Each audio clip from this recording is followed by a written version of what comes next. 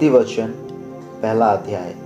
दाऊद के पुत्र इस्राएल के राजा सुलेमान के नीति वचन। इसके द्वारा पढ़ने वाला बुद्धि और शिक्षा प्राप्त करे और समझ की बातें समझे और काम करने में प्रवीणता और धर्म, न्याय और निष्पक्षता की शिक्षा पाए, कि भोलों को चतुराई और जवान को ज्ञान और विवेक मिले, कि बुद्धिमान सुनकर अपनी विद्या बढ़ाए और समझदार बुद्धि का उपदेश पाए, जिससे वे नीति वचन और दृष्टांत को और बुद्धिमानों के वचन और उनके रहस्यों को समझे।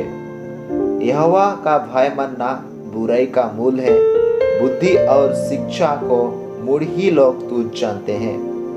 हे मेरे पुत्र, अपनी पिता की शिक्षा पर कान लगा और अपनी माता की शिक्षा को ना ताज, क्योंकि वे मानो तेरे सिर के लिए शोभायमान मुकुट और तेरे गले के लिए कंठमाला होगी। हे मेरे पुत्र, यदि पापी लोग तुझे फुसलाएं तो उसकी बात ना मानना। यदि वे कहें हमारे संग चल कि हम हत्या करने के लिए घात लगाएं, हम निर्दोष की तक में रहें, हम अधलोक के समान उनको जीवता कब्र में पड़े हुओं के समान नमूचा निगल जाए, हम को सब प्रकार के अनमोल पदार्थ मिलेंगे, हम अपने घरों को लूट से भर लेंगे। तू हमारा साझी हो जा, हम सबों का एक ही बटुआ हो। तो हे मेरे पुत्रों, तू उनके संग मार्ग में न चलना, वरन उनकी डगर में पांव भी न रखना, क्योंकि वे बुराई ही करने को दौड़ते हैं और हत्या करने को फुर्ती करते हैं। क्योंकि पक्षी के देखते हुए जाल फैलाना व्यर्थ होता है, और ये लोग तो अपने ही हत्या करने के लिए घात लगाते हैं और अपने ही प्राणों की घात में रहते हैं।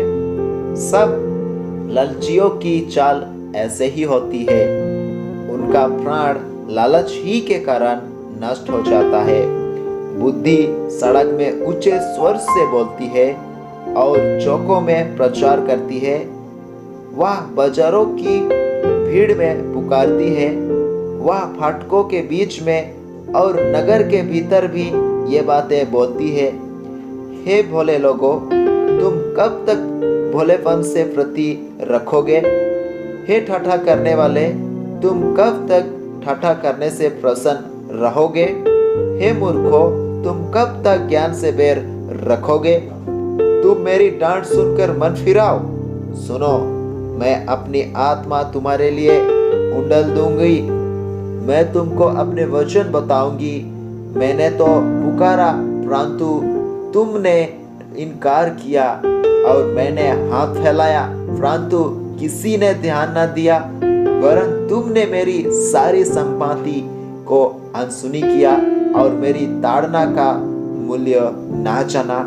इसलिए मैं भी तुम्हारी विपत्ति के समय हंसूंगी, और जब तुम पर भय आ पड़ेगा, वरन आंधी के समान तुम पर भय आ पड़ेगा और विपत्ति बवंडर के समान आ पड़ेगी, और तुम संकट और सकेती में फंसोगे। तब मैं ठाठा करूंगी।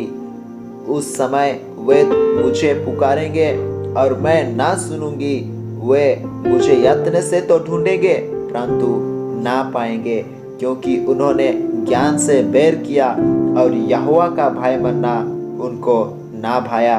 उन्होंने मेरी सम्मति ना चाही, वरन मेरी सब ताड़नाओं को तुच्छ जाना। इसलिए वे अपनी करनी का फल आप भोगेंगे और अपनी युक्तियों के फल से आधा जाएंगे, क्योंकि भोले लोगों का भटक जाना उनके घात किए जाने का कारण होगा, और निश्चिंत रहने के कारण मूढ़ लोग नष्ट होंगे। परंतु जो मेरी सुनेगा वह निडर वसा रहेगा और बेखट के सुख से रहेगा।